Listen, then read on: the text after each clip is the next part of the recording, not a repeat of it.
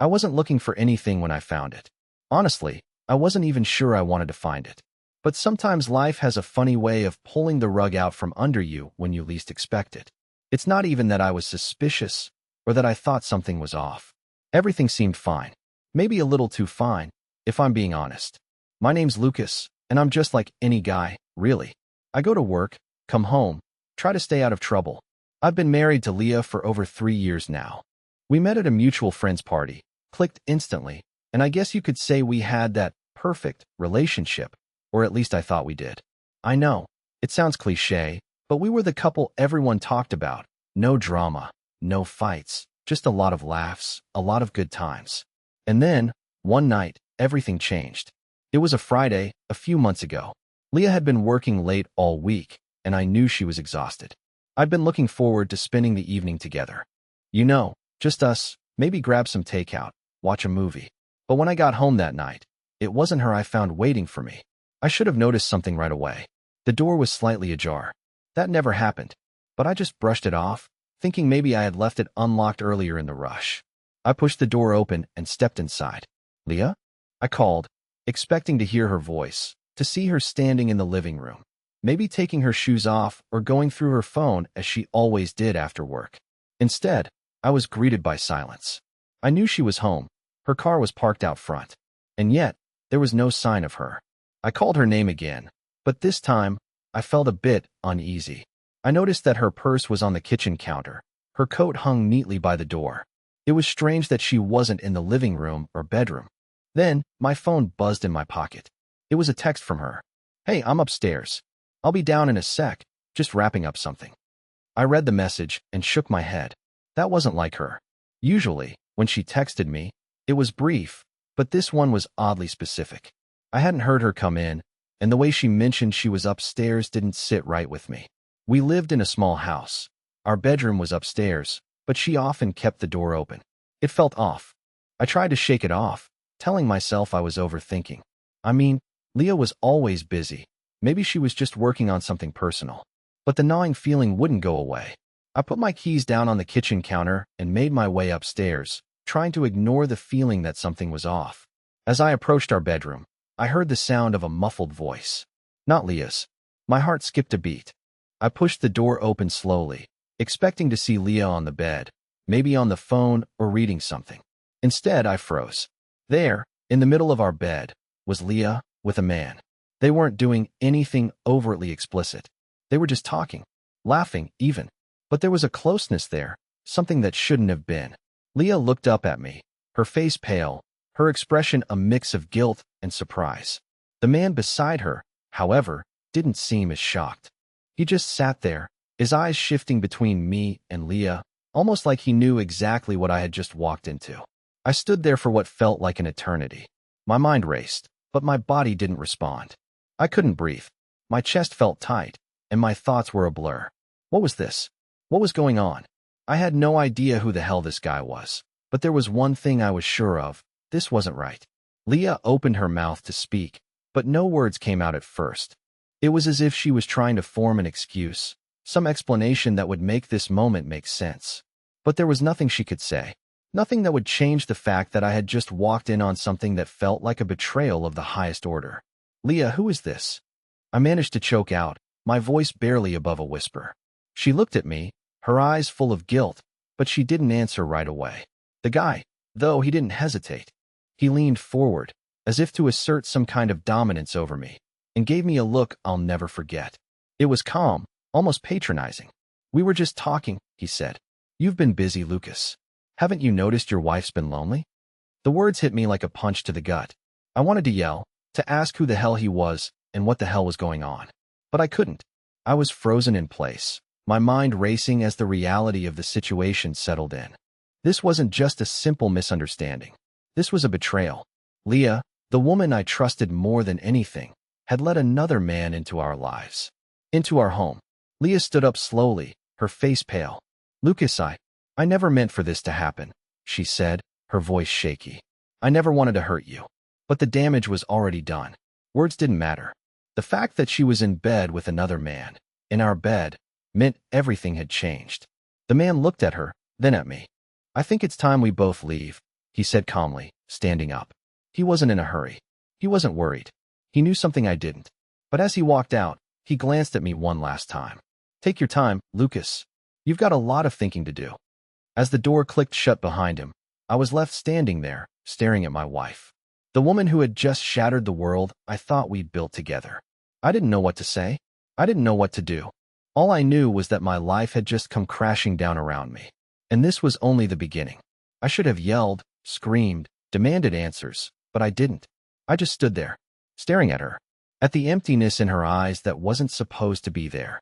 It was as if she was looking at me through a veil of guilt, but somehow distant, like she wasn't even aware of how badly she had just shattered everything. I had no idea who this man was, or how long this had been happening, but in that moment, everything about the life we built felt like a lie. Leah didn't move at first. She didn't try to hug me or say something reassuring. Instead, she stood there like a stranger, as if she didn't know how to fix what had been broken between us. I wanted to ask her how long this had been going on, if she had ever truly loved me, or if all those sweet words we exchanged were just empty promises. But nothing came out. My throat felt dry, like there was no air left in the room. I wanted to walk away, to leave this nightmare behind, but I was frozen. Finally, she spoke. Her voice was so quiet, almost fragile, like she was scared of saying the wrong thing. Lucas, I'm so sorry. This isn't what it looks like. I wanted to scream at her, to tell her how ridiculous that sounded. Of course, it was what it looked like. But I didn't. Instead, I took a step back. No, Leah, I said, the words catching in my chest. It's exactly what it looks like. The silence that followed was suffocating. I could hear the faint hum of the refrigerator in the kitchen, the distant sounds of traffic outside, but it felt like everything had stopped. Everything except the beating of my heart, which seemed to echo in my ears.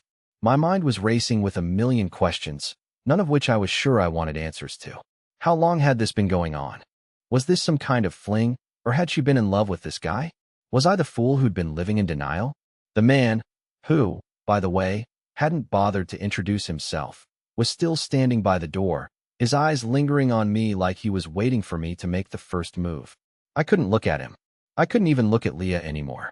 The trust one had in both of them, in this entire relationship, had evaporated in the span of a single moment. I never wanted to hurt you, Lucas, Leah continued, her voice shaking now. I didn't know how to stop it. It just happened. I never thought it would go this far. I felt a bitter laugh bubbling in my throat. How do you even say something like that? It's as if she expected me to understand, to somehow sympathize with her inability to stop a betrayal that had been going on behind my back for who knows how long. How long? I finally asked. My voice sounded strange, like it belonged to someone else. How long have you been seeing him? Leah hesitated. The guilt in her eyes deepened, and I saw the conflict there, the shame of what she'd done, and the confusion over how to explain it. I felt like I was watching her from a distance, as if this wasn't even happening to me. This couldn't be my life. I couldn't be standing in the bedroom of my own home, having this conversation with my wife and some stranger. I don't know, she stammered. A few months, maybe? I'm sorry, Lucas. I swear I never meant for this to happen. A few months. That was all it took. A few months of lies, of hiding things from me, of creating a life behind my back. I wanted to scream, to break something. But I didn't. I just nodded, trying to hold myself together. I knew I had to say something, anything. I couldn't just let her off the hook with a few weak words of apology. But at the same time, what was the point? Everything had changed.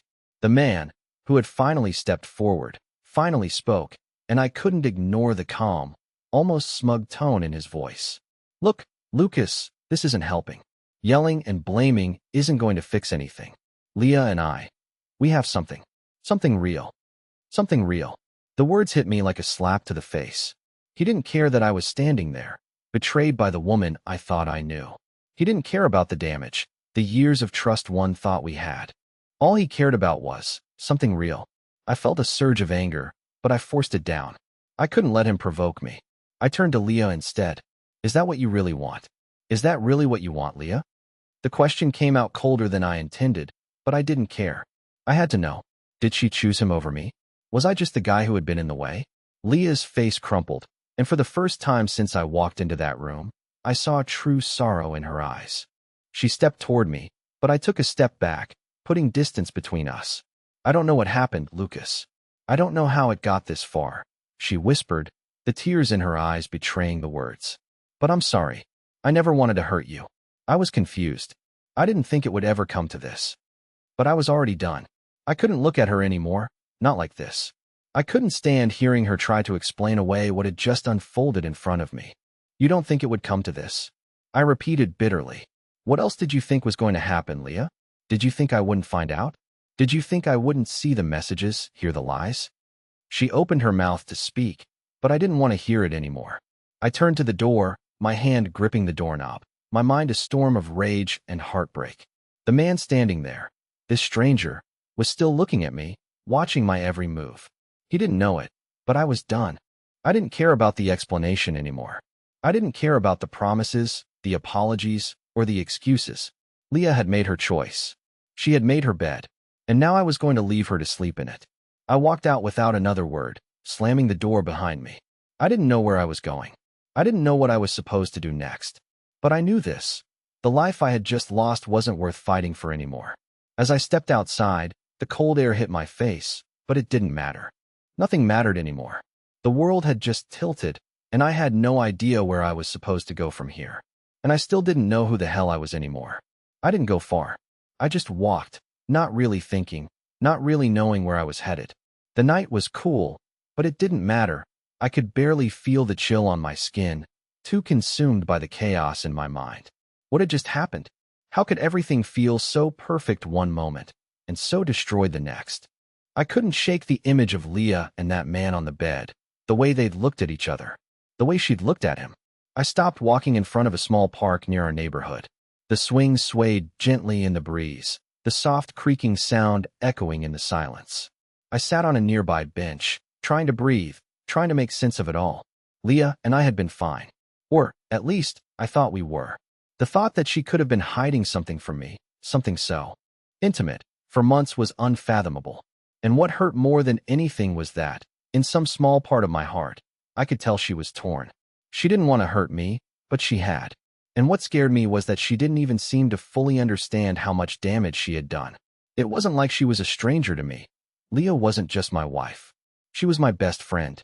The one person I trusted with everything. The person I shared my dreams with, my failures, my triumphs. And yet, in the blink of an eye, she had broken that trust, shattered it into a million pieces. I didn't know what hurt more, the affair itself or the realization that maybe, just maybe, she never truly saw me the way I saw her. I pulled out my phone, too tired and too wrecked to care if anyone saw me sitting there, a mess of emotions. I opened up the Messages app and scrolled through the thread I had found earlier. I couldn't stop myself. I had to know everything, even though every text made me feel sicker than the last.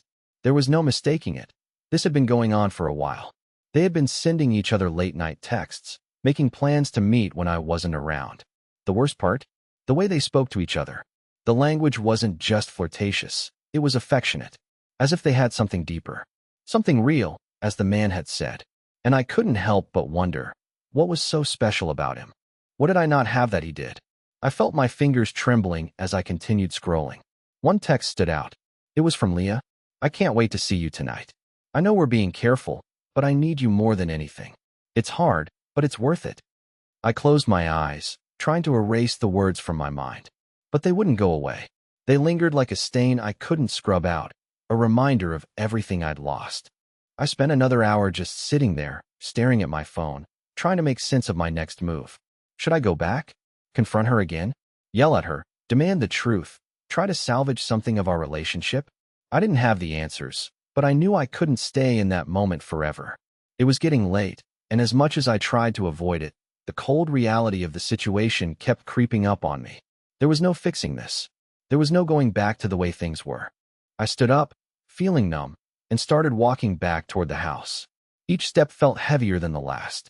I wasn't sure what I was going to do when I got back, whether I would face Leah, demand answers, or just walk out the door and leave her to deal with the mess she'd made.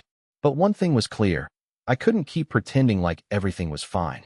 As I got closer to the house, I saw the faint glow of the porch light, and the sight of it made my heart ache. It was the same porch light we'd always shared after long days, the one that meant home, comfort, safety. But now, it just looked like a symbol of everything that had gone wrong.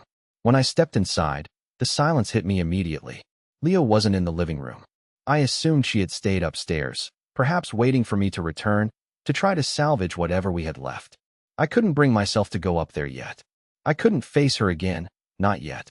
Not until I had figured out what I was going to do. Instead, I went into the kitchen, and for the first time in hours, I did something that felt almost normal.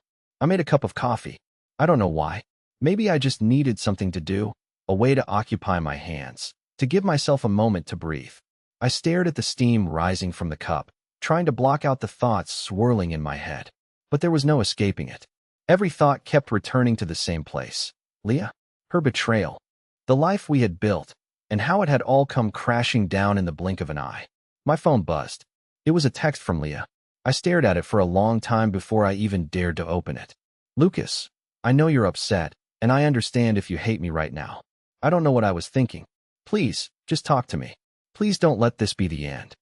The words hit me like a wave of cold water. I could feel the anger rising, but also confusion. She was asking for another chance. But how could I give her that?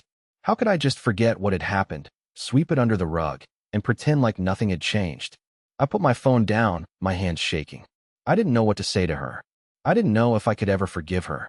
But something inside me still wanted to. Something inside me still wanted to believe that we could fix this, that we could find a way to rebuild what had been broken. I picked up my phone again and started typing. The words didn't come easily, but I had to say something. Anything. I don't know what to think right now, Leah. I don't know if I can forgive you. But we need to talk. And it won't be easy. But we need to be honest with each other. I'll be upstairs when you're ready. I hit send and sat back in the kitchen chair, staring at the screen.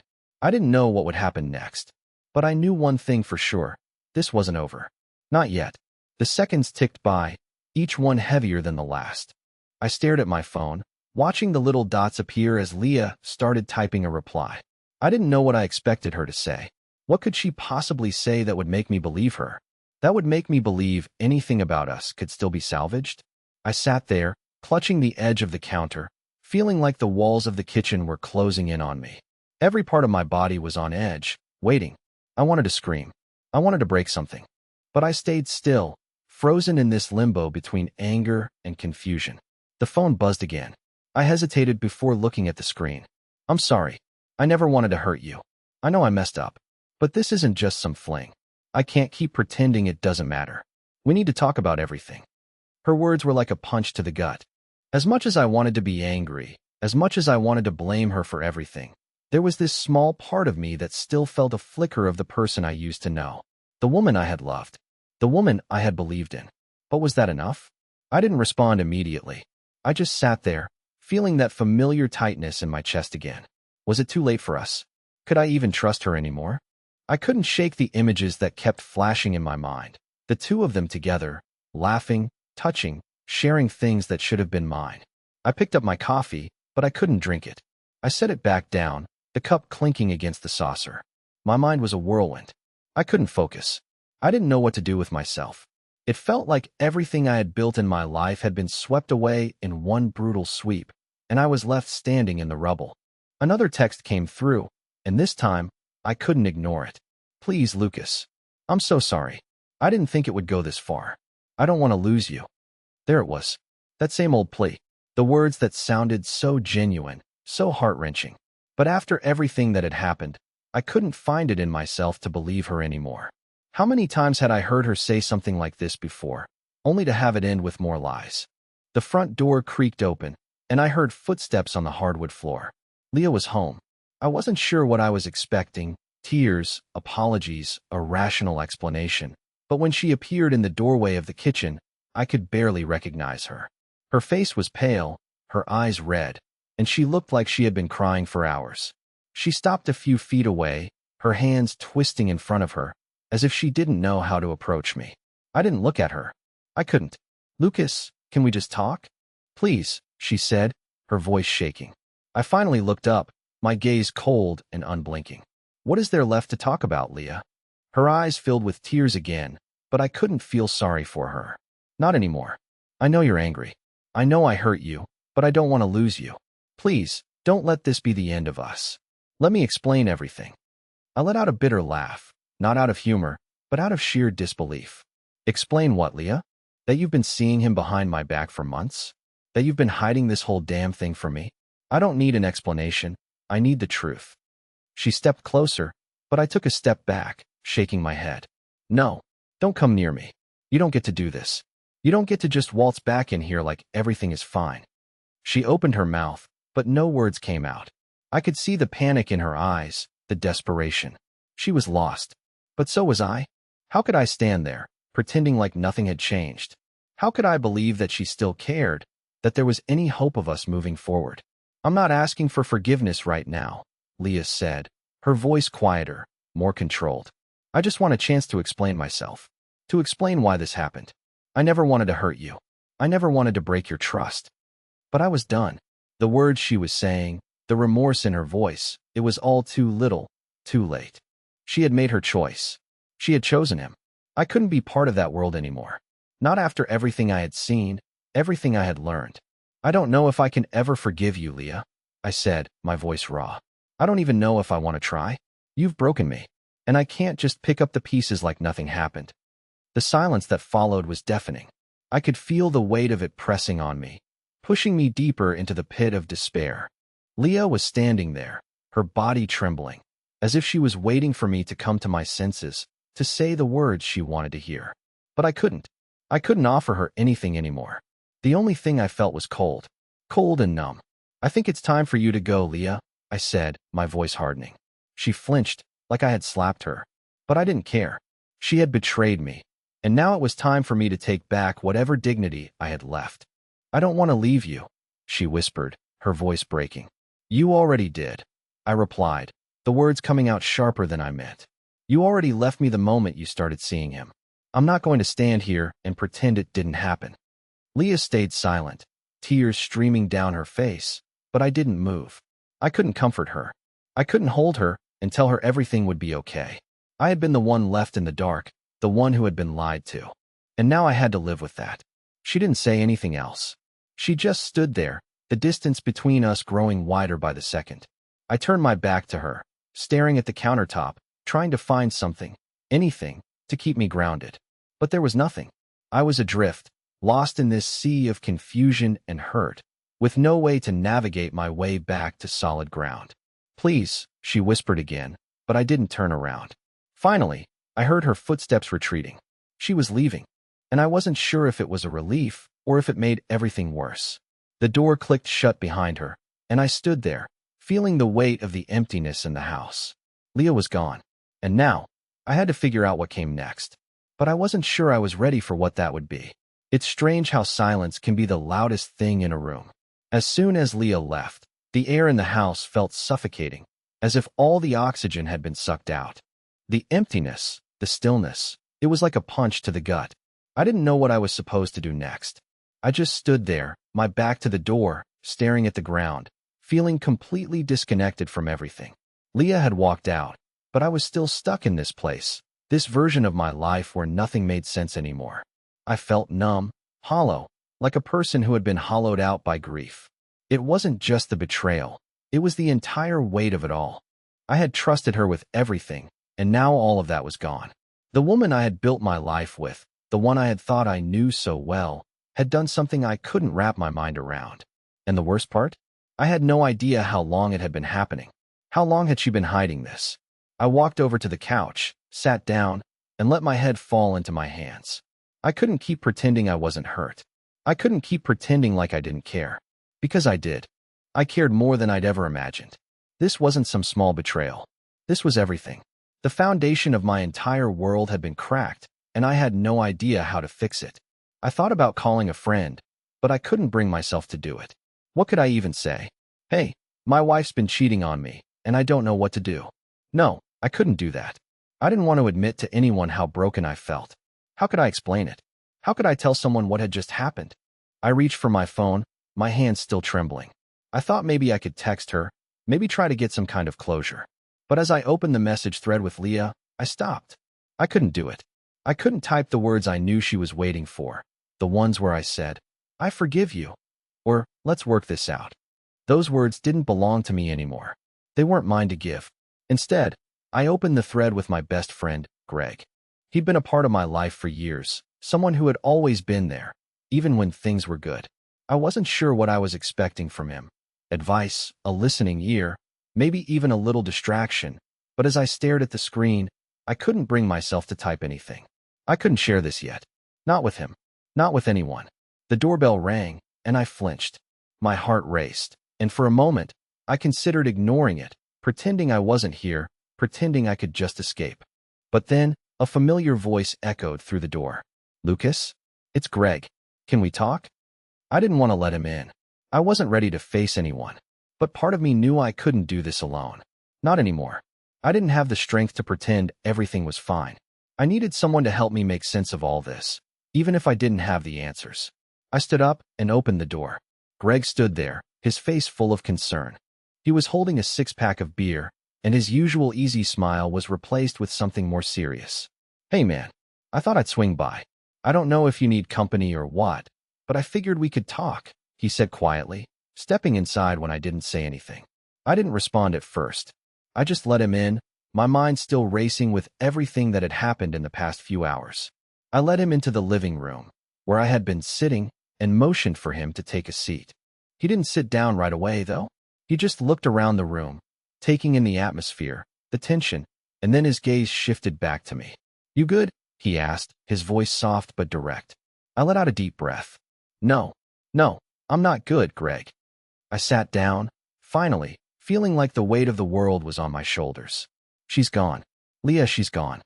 Greg didn't say anything. He just waited, giving me time to process. I could feel his eyes on me, waiting for me to explain. I wanted to tell him everything, to get it all out, but the words felt trapped. How could I explain how much it hurt? How could I put into words the sense of betrayal, the shock, the confusion? After a long pause, I finally spoke. "I found out today. She's been seeing someone else. For months." Greg's eyes widened, and for a split second, I saw his face twist with disbelief. But then, it softened. He took a deep breath, and then nodded. "Jesus, Lucas. I had no idea. I'm sorry, man." I ran a hand through my hair, trying to steady myself. "I don't even know how to feel right now. I thought we were okay. But I've been living in a lie." Greg finally sat down next to me. He didn't try to say anything comforting. He didn't tell me that everything would be okay or try to offer some shallow advice. He just sat there, letting me talk, letting me process. "I don't know if I'll ever forgive her, Greg," I admitted, my voice cracking. "I don't know if I even want to." He didn't look surprised, didn't tell me I should. He just nodded slowly. "I get it, man. I really do. You don't have to forgive her right now. You don't even have to figure it out. All you can do is take things one step at a time." I looked at him, feeling a mixture of gratitude and frustration. He was right, of course. I couldn't just jump ahead to forgiveness or closure.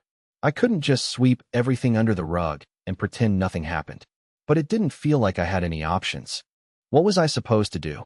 Where was I supposed to go from here? The quiet between us stretched out for a long while.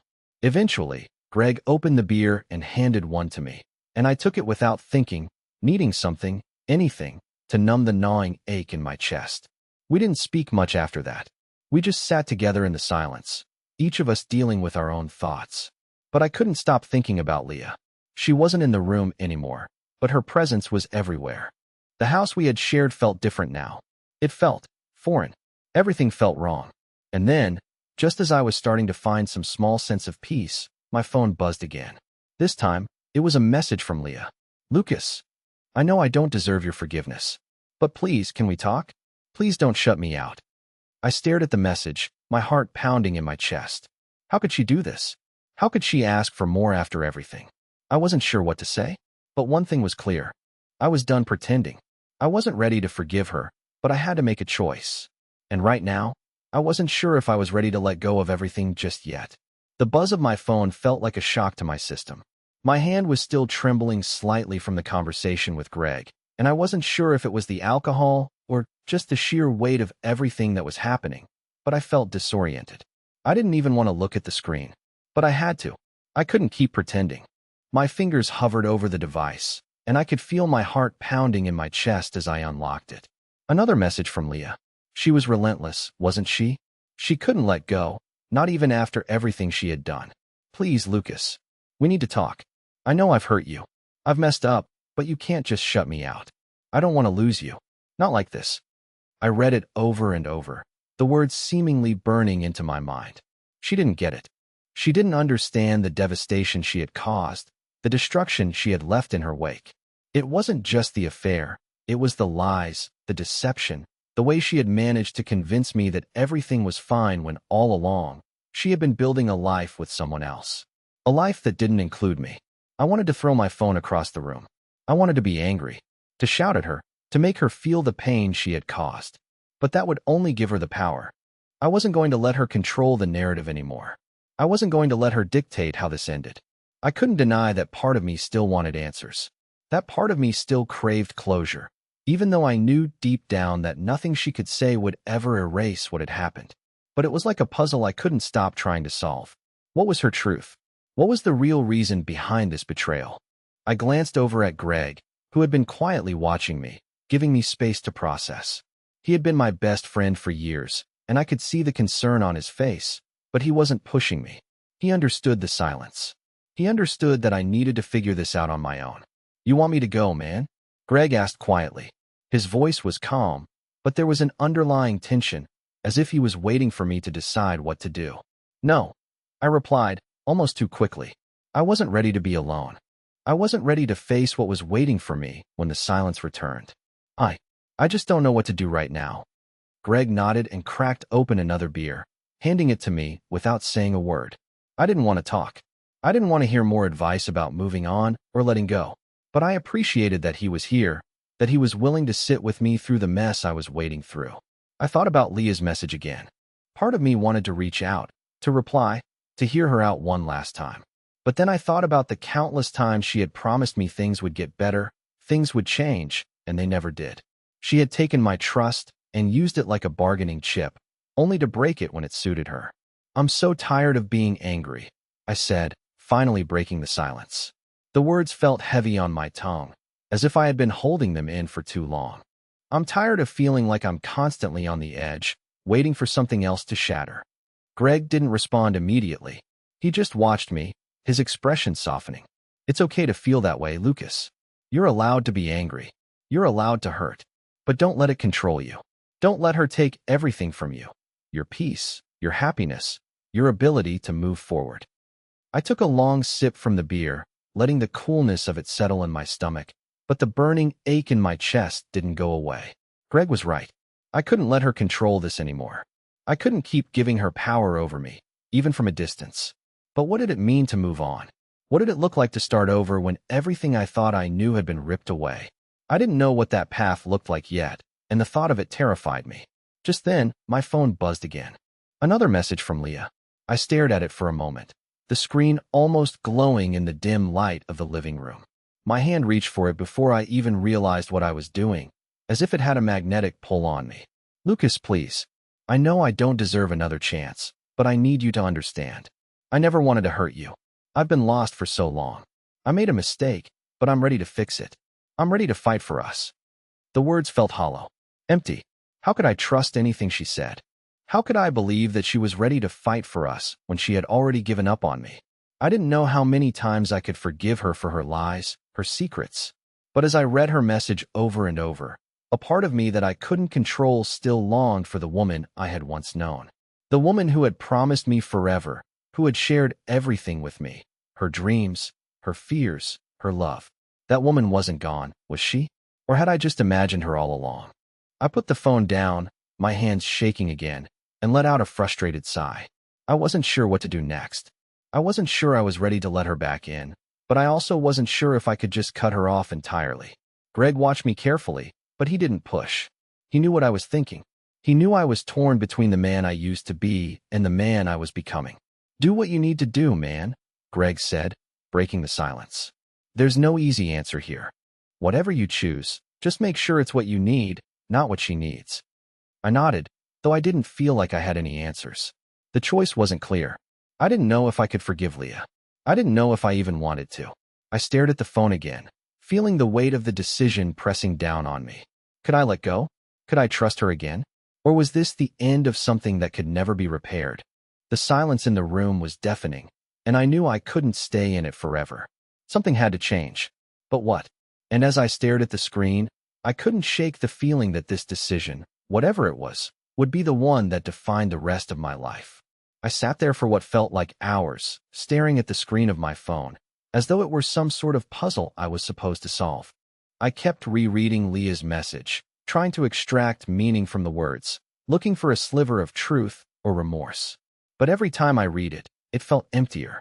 Her promises, her desperate plea for another chance, they all seemed hollow now, like they had been written by someone I no longer recognized. Greg sat across from me, occasionally glancing up at me, but he didn't say anything more. He didn't need to. I knew what he was thinking. He was giving me space, waiting for me to come to the conclusion that had been slowly forming in the back of my mind, even though I was desperately trying to deny it. The truth was, no matter how much I wanted to fix things with Leah, no matter how much I wished for everything to go back to the way it had been, I couldn't. There was no going back. Not after what she'd done. Not after how deep the betrayal ran. The idea of rebuilding something from the shattered remains of what we had seemed impossible. I ran my hand through my hair, feeling the weight of the situation bearing down on me. My entire world had been turned upside down in a matter of days. I couldn't escape the gnawing feeling that I had been living a lie, that the person I thought I knew was not the person she truly was. The worst part? I wasn't even sure who I was anymore. How could I be the man I used to be when everything I had once trusted had been ripped away from me? Leah's words kept echoing in my head. I need you to understand. I made a mistake. I'm ready to fight for us. But I was no longer sure that I even wanted her to fight for us.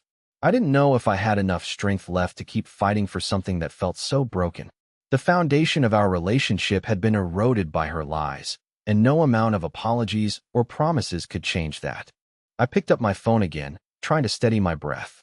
The more I thought about it, the more I realized that I had already made my choice. The decision wasn't about whether or not Leah deserved forgiveness. It was about whether I could ever truly trust her again. Could I?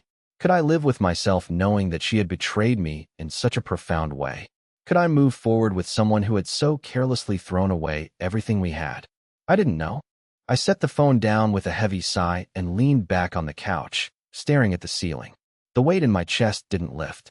It stayed there, lodged deep, as though I were carrying the burden of 1,000 unanswered questions. You okay, man? Greg's voice broke through the fog of my thoughts. He was watching me closely now, his concern obvious. I didn't answer at first. I just shook my head slowly. I don't know, Greg. I don't know what the hell I'm supposed to do. Greg leaned forward, his hands resting on his knees, and his voice softened. You don't have to figure it out all at once. You just have to decide what's best for you right now. What do you need? Not her. Not anyone else. Just you. His words hit me harder than I expected. What do I need? I hadn't even thought about that. I had been so focused on Leah, on trying to fix the mess she had made, that I hadn't taken a second to think about what I truly wanted. It was a strange feeling, realizing that the answers I was looking for didn't lie in Leah's messages or in trying to salvage our past. They were inside me. I had the power to choose what happened next. I thought about it for a moment. I wanted peace. I wanted the weight in my chest to lift. I wanted to find a way forward, even if it meant doing it without Leah. She had been the one to betray me, and in doing so, she had taken away more than just my trust. She had taken away my belief in us. I stood up suddenly, startling Greg. I'm done, Greg. I can't keep doing this. I can't keep pretending like everything's going to be okay, like it's just going to magically fix itself. I've tried.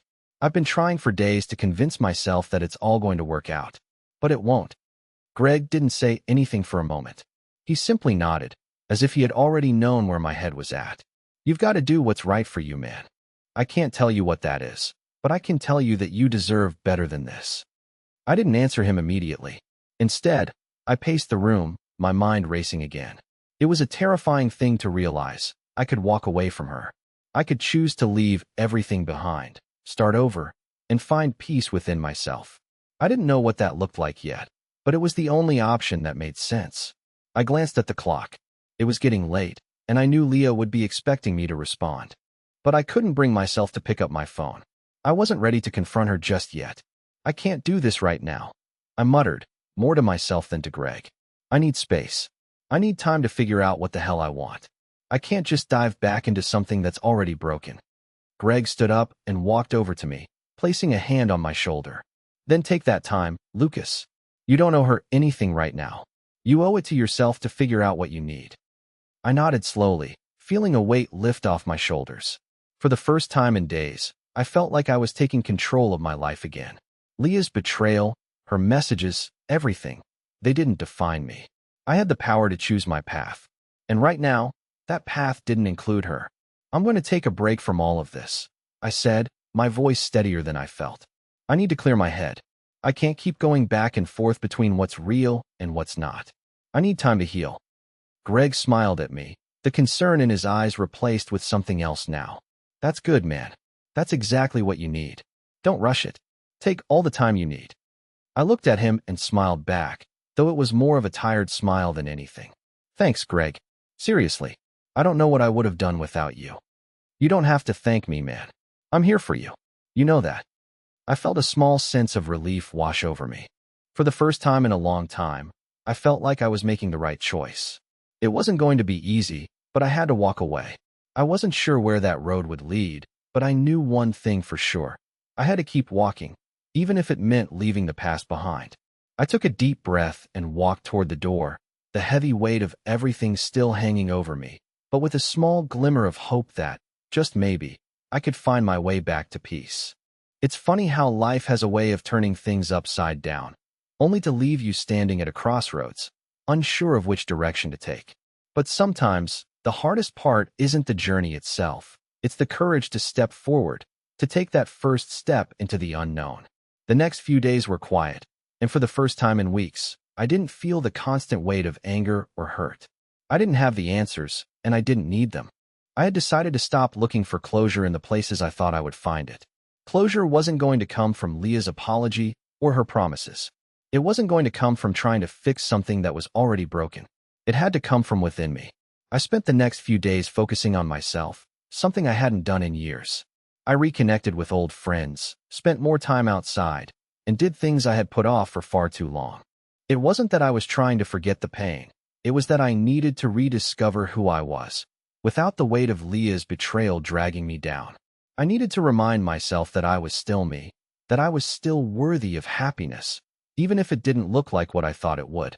One afternoon, as I was walking through the park, I received a message from Leah. I had ignored her calls and texts for days, but this one felt different. It wasn't an apology or a plea for reconciliation. It was just a simple message. I'm sorry, Lucas. I don't expect forgiveness, and I know I can't change the past, but I want you to know that I've learned from this. I'll always regret what I did to you, and I hope you find the peace you deserve. I stared at the screen for a long time, letting the words sink in.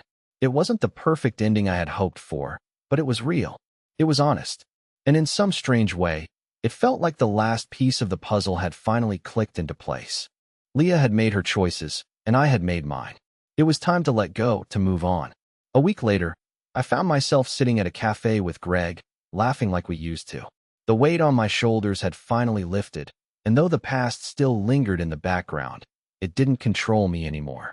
I had taken back my power. I had chosen to walk away, to heal, and to build something new, something that was just for me. I'm proud of you, man, Greg said, a smile on his face. I can see it. You've come a long way. I nodded, taking a sip of my coffee. Yeah, I guess I have.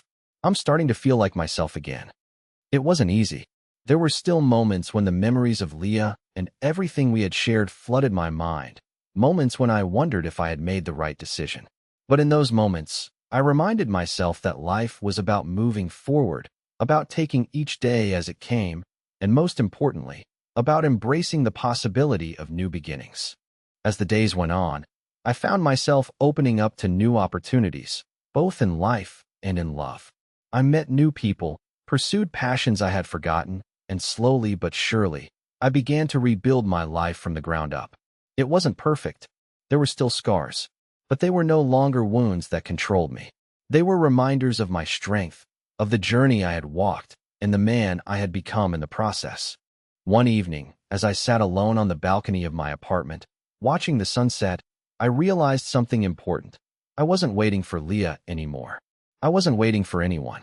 I was waiting for me to live, to breathe, to find joy again. And I was finally starting to do just that. Life had shown me its darker side, but in the end, it also gave me a chance to start fresh, to choose happiness, and to find peace within myself. It was a new chapter, and this time, I was writing it on my own terms. I smiled to myself, knowing that no matter what the future held, I was ready for it. Because for the first time in a long time, I felt like I was exactly where I was supposed to be.